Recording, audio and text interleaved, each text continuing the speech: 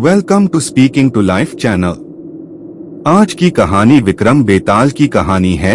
पापी कौन है। कड़ी मेहनत के बाद राजा विक्रमादित्य ने एक बार फिर बेताल को पकड़ लिया। वह उसे अपने कंधे पर लादकर श्मशान की ओर ले चले। रास्ते में बेताल ने राजा को एक नई कहानी शुरू की और बेताल बोला, एक बार की बात है, काशी में एक राजा था जिसका नाम प्रताप मुकुट था। उसकी एक संतान थी जिसका नाम वज्रमुकुट थी। एक दिन वज्रमुकुट दीवान के बेटे के साथ शिकार करने जंगल गया। काफी घूमने के बाद उन दोनों को एक तालाब दिखा जिसमें कमल खिले थे और हंस उड़ रहे थे। दोनों दोस्तों ने वहां रुककर तालाब के पानी से हाथ मुंह धोया और पास ही बने महादेव के मंदिर में दर्शन करने चले गए। दोनों ने अपने घोड़े मंदिर के बाहर ही बांध दिए। फिर जब दोनों दोस्त दर्शन करके मंदिर से बाहर निकले तो उन्होंने देख कि तालाब में एक राजकुमारी अपनी सहेलियों के साथ स्नान करने आई है। राजकुमारी को देखकर राजकुमार काफी खुश हुआ। राजकुमार और राजकुमारी दोनों एक दूसरे को देखकर मोहित हो गए, जबकि दीवान का बेटा वहीं एक पेड़ के नीचे आराम करने लगा। राजकुमार को देखते ही राजकुमारी ने बालों में से एक कमल का फूल निकाला, कान से लगाया, दांतों से कुतरा, पैरों के नीचे दबाया और फिर अपने छाती से लगाकर अपनी सहेलियों के साथ चली गई। राजकुमारी को देखकर राजकुमार काफी खुश हुआ। राजकुमार और राजकुमारी दोनों एक दूसरे को देखकर मोहित हो गए, जबकि दीवान का बेटा वहीं एक पेड़ के नीचे आराम करने लगा। राजकुमार को देखते ही राजकुमारी ने बालों में से एक कमल का फूल निकाला, कान से लगाया, दांतों से कुतरा, पैरों के नीचे दबाया और फिर अपने छाती से लगाकर अपनी सहेलियों के साथ चली गई। दीवान के बेटे ने राजकुमार को बताना शुरू किया कि राजकुमारी ने कमल के फूल को बालों से निकालकर कानों से लगाया, यानी राजकुमारी का कहना है कि वह कर्नाटक से है। दांत से फूल को कुतरा, मतलब उनके पिता का नाम दंतावट है।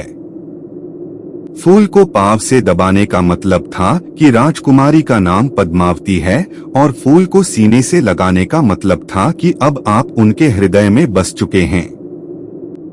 यह सब सुनते ही राजकुमार बहुत ज्यादा खुश हो गया। खुश होते हुए राजकुमार ने दीवान के बेटे से कहा कि मुझे कर्नाटक जाना है, मुझे वहां ले चलो।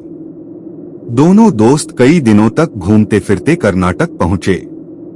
जब वो दोनों राजमहल के निकट पहुंचे तो उन्हें एक चरखा चलाती बुजुर्ग महिला दिखी। महिला को देखते ही दोनों घोड़े से उतरे और उसके पास जाकर कहा, माई, हम दोनों व्यापारी हैं, हम बहुत दूर से आए हैं। हमारा सामान अभी तक आया नहीं है, कुछ दिनों में हमारा सामान भी पहुंच जाएगा। हम दोनों को बस रहने के लिए थोड़ी सी जगह चाहिए। उनकी बातें सुनकर बुजुर्ग महिला की ममता जाग उठी। उसने कहा, बेटा, इसे अपना ही घर समझो, जब तक मन करे यहाँ रह सकते हो। इसके बाद दोनों उसके घर में रहने लगे। इसी बीच दीवान के बेटे ने उस महिला से पूछा, आप क्या काम करती हैं माई? आपके यहाँ कौन कौन रहता है? आप कैसे अपना गुजर बसर करती हैं? इन सारे सवालों का जवाब धीरे धीरे उस महिला ने देना शुरू किया। उसने कहा, मेरा एक पुत्र है जो राजा के यहाँ नौकरी करता है। मैं राजा की पुत्री पद्मावती की दासी थी। बूढ़ी हो गई हूँ, इसलिए घर में ही रहती हूँ। महाराज खाने को दे देते हैं और पूरे दिन में एक बार राजकुमारी से मिलने चली जाती हूँ। इतना सुनते ही राजकुमार ने बूढ़ी औरत को कुछ धन दिए और राजकुमारी तक संदेशा पहुंचाने को कहा। राजकुमार ने उस बूढ़ी महिला को कहा, माई, कल तुम जब राजकुमारी के पास जाओ तो उनसे कहना कि जेठ सुदी पंचमी को तुम्हें नदी के पास जो राजकुमार मिला था वो तुम्हारे राज्य में आ गया है।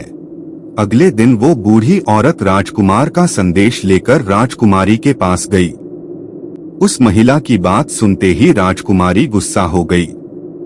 उन्होंने हाथों में चंदन लगाकर उस महिला के गाल पर तमाचा मारते हुए कहा, मेरे घर से निकल जाओ।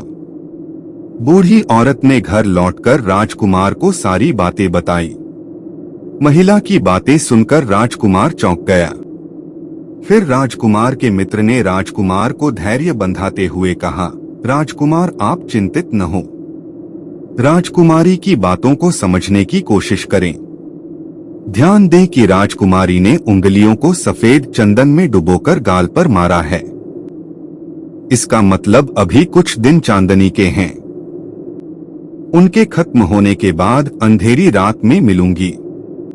कुछ दिनों बाद बूढ़ी महिला फिर राजकुमारी के पास संदेशा लेकर पहुंची।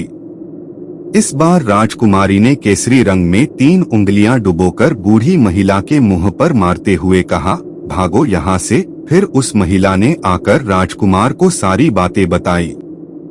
राजकुमार यह सुनकर बहुत दुखी हुआ। इस पर दीवान के बेटे ने राजकुमार से कहा, इसमें दुखी होने की कोई बात नहीं है राजकुमार।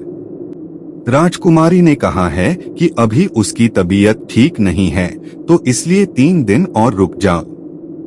3 दिन बाद वो बूढ़ी महिला फिर राजकुमारी के पास जा पहुंची। इस बार फिर से राजकुमारी ने उस महिला को फटकारा और पश्चिम की खिड़की से बाहर जाने के लिए कहा। वो महिला फिर से राजकुमार के पास गई और सारी कहानी सुनाई। तब दीवान के बेटे ने राजकुमार को समझाते हुए कहा कि मित्र राजकुमारी ने आपको उस खिड़की की तरफ बुलाया है। राजकुमार यह सुनते ही खुशी से उछल पड़ा। उसने बूढ़ी महिला के कपड़े पहनकर नारी का भेष धारण किया, इत्र लगाया और हथियार बांधकर राजकुमारी से मिलने चल पड़ा।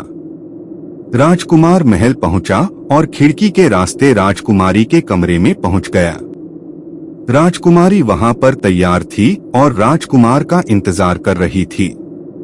राजकुमार जैसे ही कमरे में गया, उसकी आंखें खुली की खुली रह गईं।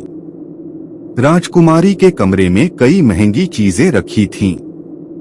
रात भर राजकुमार और राजकुमारी साथ ही रहे। फिर जैसे ही दिन निकलने को आया, राजकुमारी ने उस राजकुमार को सबसे छिपा दिया। जब रात होने लगती तो राजकुमार बाहर आ जाता। इस तरह करते करते कई दिन बीत गए। फिर अचानक राजकुमार को अपने दोस्त की याद आई। राजकुमार को अपने दोस्त की चिंता हुई कि पता नहीं उसका दोस्त कहाँ होगा, कैसा होगा और उसका क्या हाल हुआ होगा। राजकुमार को दुखी देखकर राजकुमारी ने राजकुमार के दुर्ख का कारण पूछा। उसके बाद राजकुमार ने राजकुमारी को अपने मित्र के बारे में बताया। राजकुमार ने कहा, वह मेरा बहुत अच्छा और चतुर दोस्त है। उसी के वजह से मैं तुमसे मिल पाया हूँ। यह सुनने के बाद राजकुमारी ने राजकुमार को कहा, मैं तुम्हारे दोस्त के लिए स्वादिष्ट भोजन बनवाती हूँ। तुम उसे भोजन कराकर और उसे समझाकर वापस आ जाना। फिर राजकुमार खाना लेकर अपने दोस्त के पास पहुंचा। दोनों मित्र लगभग कई महीनों से नहीं मिले थे। मिलने के बाद राजकुमार ने अपने मित्र को सारी बातें बताई। राजकुमार ने कहा, मैंने राजकुमारी को तुम्हारी चतुराई के बारे में बताया। राजकुमारी ने तुम्हारे लिए भोजन भिजवाया है। यह सब सुनकर दीवान का बेटा सोच में पड़ गया। उसने राजकुमार से कहा कि यह तुमने ठीक नहीं किया। राजकुमारी समझ गई है कि जब तक मैं तुम्हारे साथ हूँ तब तक वह आपको अपने बस में नहीं रख सकेगी। इसलिए उन्होंने इस खाने में जहर डालकर भेजा है। यह कहते ही दीवान के बेटे ने उस खाने से एक लड्डू लेकर सामने बैठे एक कुत्ते को दिया। लड्डू खाते ही कुत्ते की मृत्यु हो गई। यह देखते ही राजकुमार को बहुत बुरा लगा। उसने कहा कि ऐसी औरत से भगवान रक्षा करे। अब मैं उस राजकुमारी के पास नहीं जाऊंगा। दीवान के बेटे ने राजकुमार से कहा, नहीं, अब कुछ ऐसी तरकीब निकालनी चाहिए जिससे कि हम उसे साथ में अपने घर ले जा सकें। आज रात तुम वहां जाओ और जब राजकुमारी सो रही हो तब उसकी बाईं जांघ पर त्रिशूल का निशान बना देना। फिर उसके गहने लेकर आ जाना। राजकुमार ने अपने मित्र की बात सुनी और उसके कहे अनुसार ही किया। फिर दीवान के बेटे ने योगी का भेष धारण कर लिया। उसने राजकुमार से कहा कि तुम इन गहनों को बाजार में बेच दो। अगर कोई पकड़े तो कहना मेरे गुरु के पास चलो और उसे मेरे पास ले आना। राजकुमार वो गहने महल के पास एक सुनार के पास ले गया। सुनार ने गहनों को देखते ही पहचान लिया और राजकुमार को कोतवाल के पास ले गया। कोतवाल ने राजकुमार से सवाल पूछे तो राजकुमार ने कहा, ये गहने मुझे मेरे गुरुजी ने दिए हैं। यह सुनने के बाद कोतवाल ने गुरु यानी दीवान के बेटे को भी पकड़ लिया और राजा के दरबार में ले गया। राजा ने पूछा, योगी महाराज, आपको ये कीमती गहने कहाँ से मिले? योगी का भेष धारण किए हुए दीवान के बेटे ने कहा, महाराज, मैं श्मशान में काली चौदस को डाकिनी मंत्र प्राप्त कर रहा था कि मेरे सामने डाकिनी आई। मैंने उसके जेवर उतार लिए और उसकी बाईं जांघ पर त्रिशूल का छाप बना दिया। यह सुनते ही राजा महल में गया और उसने रानी को कहा कि पद्मावती की बाईं जांघ देखे कि कहीं राजकुमारी के जांघ पर त्रिशूल का छाप तो नहीं है। राजा की बात सुनते ही रानी ने देखा और सच में राजकुमारी की बाईं जांघ पर त्रिशूल का निशान था। यह जानकर राजा बहुत दुखी हुआ। फिर राजा योगी के पास गए और कहा कि योगी बताओ, धर्मशास्त्र में बुरी औरतों के लिए क्या सजा है? योगी ने उत्तर दिया, ब्राह्मण, राजा, गऊ, औरत, पुरुष और अपने राज्य में रहने वाले किसी से भी कोई बुरा काम हो जाए तो उसे राज्य से बाहर निकाल देना जाना चाहिए। यह सुनते ही राजा ने पद्मावती को जंगल भेज दिया। वहां राजकुमार और दीवान का बेटा मौके के इंतजार में बैठे थे। राजकुमारी को अकेला पाकर दोनों उसे अपने नगर ले आए और खुशी खुशी रहने लगे। कहानी खत्म हुई और हर बार की तरह एक बार फिर बेताल ने विक्रम से पूछा, तो राजन बताओ, इस कहानी में पापी कौन है? जल्दी बताओ राजन, वरना तुम्हारे सिर के टुकड़े टुकड़े कर दूंगा। विक्रम ने उत्तर देते हुए कहा, पापी राजा था, क्योंकि दीवान के पुत्र ने अपने मालिक का काम किया।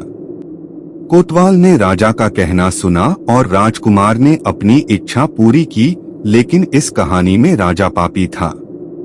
उसने बिना सोचे विचारे राजकुमारी को राज्य से बाहर निकाला दिया।